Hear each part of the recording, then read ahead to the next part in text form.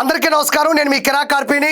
Palm oil, palm kernel oil, acetic acid ester, lactic acid, monoglycerides, లప్సా లాంటి విషపూరితమైనటువంటి రసాయనాలతో 60 లక్షల కిలోల నెయ్యిని సరఫరా చేసి 20 కోట్ల లడ్డూలు తయారు చేసి 100 కోట్ల భారతీయ భక్తులకు తినిపించేసి 250 కోట్ల రూపాయలు లూటీ చేసి భగవంతుడి నుంచి తప్పించుకోగలరా?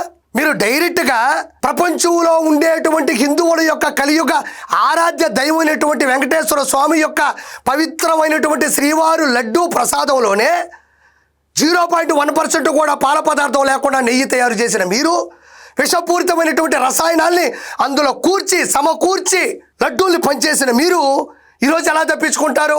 భగవంతుడు చూస్తుంటాడు కదా. పాపం పండిన నాడు ఆయనే డైరెక్ట్గా ఆధారాలతో సహా నిరూపణలతో సహా ముందు పెడతాడు. మరి నేను ఈ వీడియో ఎందుకు చేస్తున్నాను అంటే, నిన్న రోజా జోగి రమేష్ ఇంటికి పరామర్శకు వెళ్ళింది. తిరుపతి అమ్మాయి, తిరుపతి మహిళ, నగిరి మాజీ శాసనసభ్యురాలు, మాజీ మంత్రి, మాజీ చైర్మన్ ఆయన ఇంటికి వెళ్ళి పరామర్శలో భాగంగా ఆయనతో మాట్లాడుతుంది. మరి జోగి రమేష్ గురించి నేను చెప్పాలి కదా. అగ్రిగోల్డ్ భూములు ఎత్తేయాలనుకున్నాడు, కరకట్ట ఇంటి మీద రాళ్ళు విసిరినవాడు, కల్తీ మద్యాన్ని అమ్మినవాడు. అలాంటి ఒక దొంగని ఇంకొక దొంగ పరామర్శించడానికి వెళ్ళినప్పుడు ఆ దొంగల్ని ఇద్దరిని కూడా పట్టేసినటువంటి భగవంతుడి ఘనత, చరిత్ర, చతురత ఒకసారి చూద్దాం.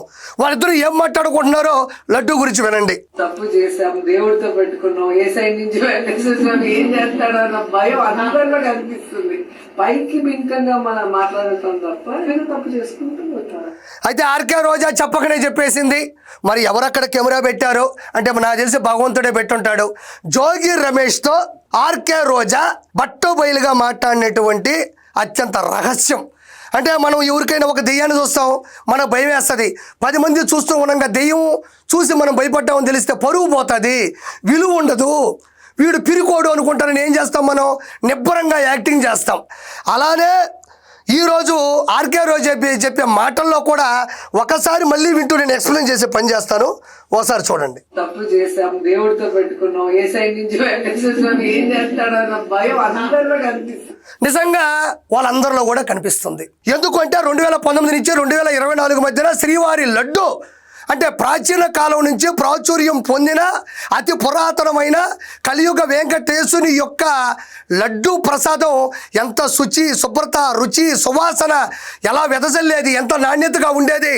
లోపల ఎక్కడో లడ్డూలు పంచుతూ ఉంటే బయట మెట్ల మార్గం వరకు కూడా వాసన వచ్చేది. ప్రపంచంలో మరే పదార్థానికి లేనటువంటి సుగంధ సువాసన ఎక్కడ కూడా ఉండేది కాదు. నాకు తెలిసి ఎవరెవరు ఫ్యాక్టరీలు పెట్టుకొని ఎవరెవరు నాకు తెలిసి స్వీట్లు అమ్మే వాళ్ళకు కూడా దీన్ని చూస్తే నివిరిపోయేవాళ్ళు. అందులో ఏం కలుపుతారు, ఎలా వస్తుంది అని. ఇక్కడ ప్రతి ఒక్కరికి భయం కలుగుతూ ఉంది అంటుంది ఆర్కే రోజా. భయం ఎందుకు కలగదు? 100% మరి ప్రపంచవ్యాప్తంగా వచ్చినటువంటి 100 కోట్ల భారతీయులు ఒక్కొక్కరు 2 సార్లు వస్తారు, 3 సార్లు వస్తారు. వాళ్ళ ఇష్ట ప్రకారం ముడుపుల కోసం మొక్కులు చెల్లించుకునేందుకు ప్రజలు భారీగా భారతదేశం ఆంధ్రప్రదేశ్లో ఉండేటువంటి తిరుమల కొండకు వస్తూ ఉంటారు.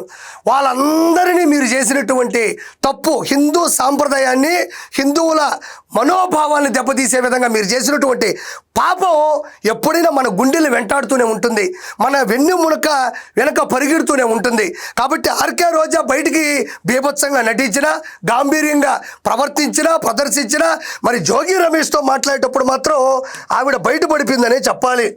అయితే దొంగలు మాట్లాడుకునేటప్పుడు ఏముంటాయి, నువ్వు ఎక్కడ నొక్కేసావు, నువ్వు ఎక్కడ లేపేశావు అని ఎలా అయితే మాట్లాడుకుంటారో, దొంగలు కాస్త ప్రశాంతంగా సమయం దొరికినప్పుడు మాట్లాడుకునేటువంటి మాటలు ఇవి. నా భయం వేసిపోతుంది అందరికీ, అందరి ముఖాల్లో భయం కనబడుతుంది. అంటే వాళ్ళ ఉద్దేశం ఏంటంటే రానున్న రోజుల్లో చట్టాల దృష్ట్యా వీళ్ళు తప్పించుకోలేరు అనేటువంటి భయం, ఆందోళన అన్నీ కూడా బయటపడుతున్నాయి. తప్పు చేశాం, దేవుడితో పెట్టుకున్నాం, ఏ సైడ్ నుంచి ఏం చేస్తాడో అన్న భయం అందరిలో కనిపిస్తుంది. మరి ఏ సైడ్ నుంచి భగవంతుడు ఏం చేస్తాడు అంటే 2024 ఎలక్షన్స్లో 151 ఉండే సీట్లు 5 తీసేసి 11 పడేశాడు. ఆ రోజైనా మీరు అర్థం చేసుకొని ఉండాలా, తప్పును ఒప్పుకొని ఉండాలా. మేము ఈ తప్పు చేయలేదు, శ్రీవారి లడ్డూని మేము అపవిత్రం చేయలేదు, మేము కెమికల్స్ వాడలేదు అని చెప్తున్నారు మీరు. మరి ప్రత్యక్ష ఉదాహరణ ఏంటి అంటే ఆ ప్రత్యక్ష కలియుగ దైవం ఇచ్చినటువంటి పనిష్మెంట్ ఏదైనా ఉంది అంటే మీరు 11 సీట్లకు పడిపోవడమే. ఆల్రెడీ ప్రూవ్ అయిపోయింది, ప్రూఫ్లు వచ్చేసాయి. రానున్న రోజుల్లో వచ్చేటువంటి ప్రూఫ్ల గురించి మనం ఆలోచించాలి. ఎక్కడ చూడండి ఇంకేం మాట్లాడుతుందో. పైకి బింకంగా మనం మాట్లాడటం తప్ప నేను తప్పు చేసుకుంటూ పోతాను. అదే బయటికి మాత్రం మనం గంభీరంగా ఉంటున్నాం, గౌరవంగా బతుకుతున్నట్టు నటిస్తున్నాం, కానీ లోపల మాత్రం భయం ఉంటూనే ఉంటుంది అంటున్నాడు.